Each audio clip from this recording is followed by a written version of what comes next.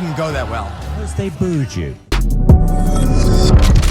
What's up, guys? It's your boy Benny. The difference between us and them. I'm not a communist, so I'm not really all about power or the party or seeing the party as a vector to power. I'm perfectly happy to attack Republicans. I probably attack more Republicans than I do libs, because libs will at least stab me in the face. Republicans will stab me in the back, and the guy who does that the very most, even though I'm not sure he's even still all there, or could even lift a knife up like Mitch McConnell. Dude, Mitch McConnell sucks, man. I don't like Mitch McConnell. He's a dirty sellout to China. He has been in office for far too long. He's clearly having strokes and aneurysms on camera. And somehow this 82-year-old man who's fit for only a nursing home is embracing Joe Biden and handing away our country's future in the form of trillion-dollar stimulus bills. Stimulus bills. What are they stimulating? Well, not your brainstem, Mitch. But Mitch's brainstem was stimulated when he went to Kentucky to give a speech and was drowned out by calls of retire and boos from his constituents. It's over. Step down. Mitch McConnell getting absolutely roasted here. Check it out. Just like the actual audio. Retire.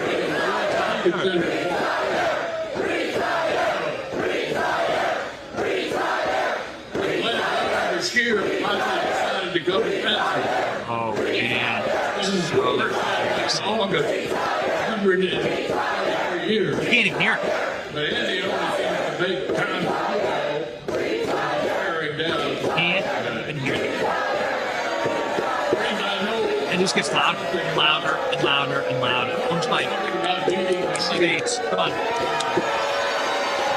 Into my Mitch McConnell humiliated as he is drowned out. A chance of retire mercilessly booed for 5 straight minutes during speech to his own constituents in Kentucky. How does Mitch McConnell keep winning if he's so unpopular in Kentucky? Makes you wonder. Mitch McConnell was humiliated after being drowned out by a chance of retire and was booed during a speech in his home state. McConnell, who hasn't done a single thing for the Republican Party ever since blocking Merrick Garland, I guess, call balls and strikes, give the guy one win, but that doesn't save you from sabotaging Donald Trump and doing nothing to investigate your butt buddy, Joe Biden. You dirty old nursing home kooks. He did his best to continue through his speech during the Fancy Farm picnic at Fancy Farm, Kentucky. This is a famous political event in Kentucky where politicians from Kentucky go and give speeches. It comes after questions were raised about his ability to do the job after he froze during a press conference. Uh-oh, ladies and gentlemen, Mitch McConnell is being screamed at by his own constituents. So who actually are the supporters of this guy? Also, who wears like their BlackBerry on their belt like that? If you aren't convinced now that this guy is due for a nursing home, just see the fact that he attaches his iPhone to his belt with a clip-on as major reasons to retire the man. Donald Trump agreeing, saying, I agree. Boo, retire, retire, retire, boo. It's just like, too good from Donald Trump. So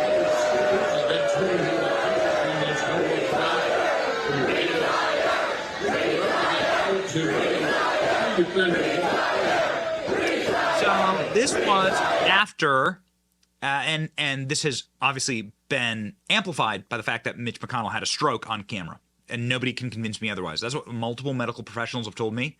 McConnell just stopped abruptly during his opening statement at the GOP leader presser and appeared to be unable to restart talking, and he was walked away by his constituents. Uh-oh. Dude, we just have these geriatrics running our country. Here he is being walked off stage after freezing. Y'all remember this clip? Cooperation. Terrifying. And a string of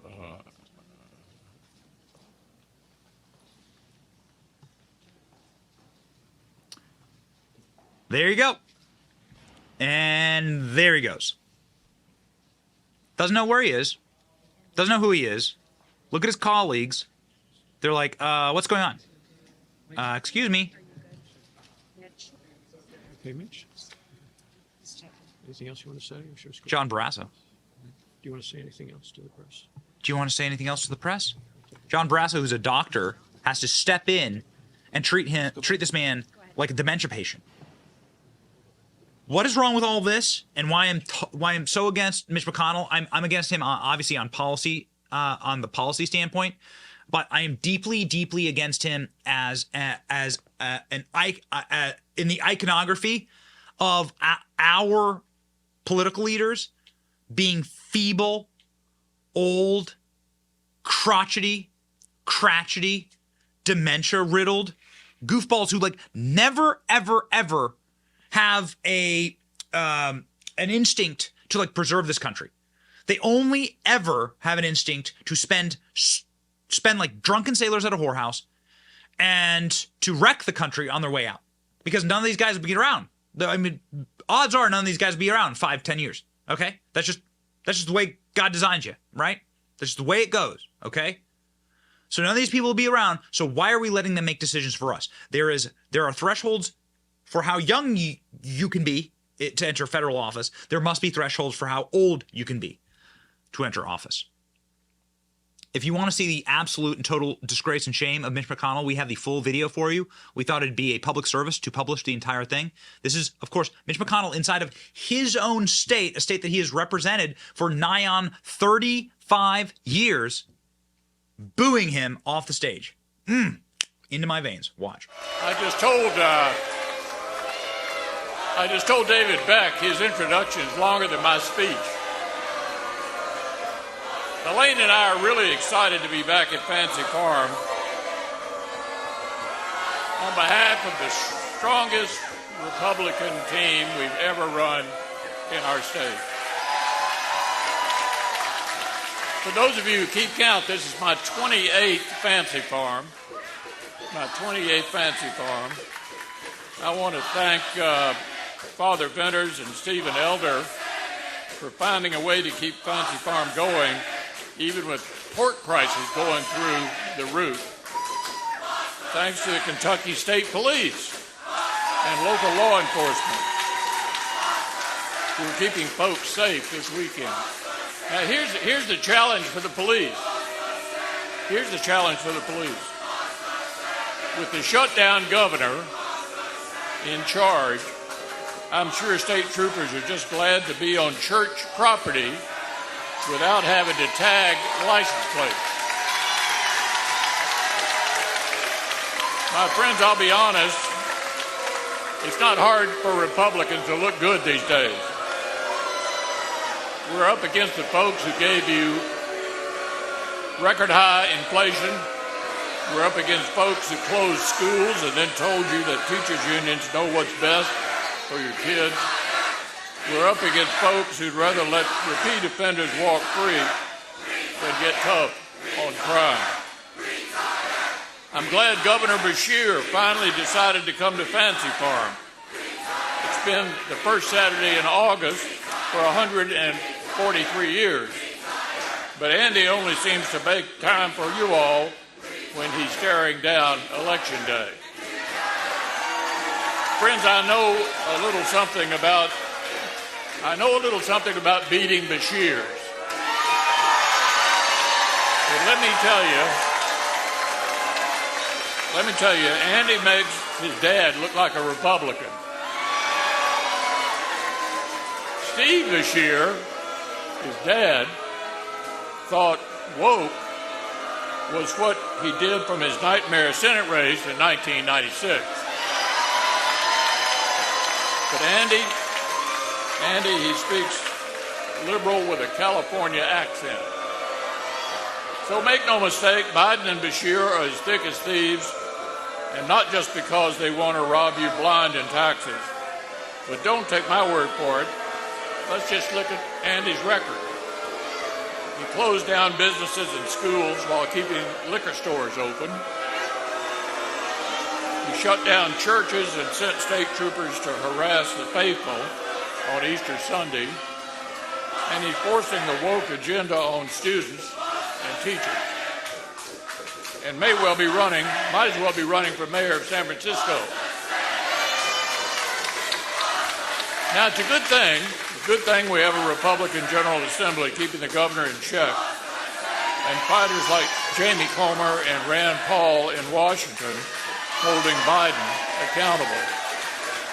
And in the Senate, I'm working to make sure Kentucky punches above its weight. I fought for millions to rebuild East and West Kentucky after disaster struck, and I'm making sure our heroes in law enforcement get what they need to crack down on crime and plug the holes in Biden's open borders. When we send a united Republican government to Frankfurt this fall, we can finally put a stop to the defund the police movement. We can make sure our farmers and coal miners are taken care of. And we can help the middle-class families who are struggling in the Biden-Bashir economy. So this November, remember who gives Andy his marching orders. It's Biden and the same radical Democrats who want to weaken our troops, ban our gas stove, and turn the country into a socialist nation. Biden and Bashir aren't working for Kentucky. Andy might as well be on the White House payroll, and it's high time he was honest about it. But Kentuckians won't fall for it. We want someone who fights for us and our values. So let's give the shutdown governor a taste of his own medicine and vote Republican this fall.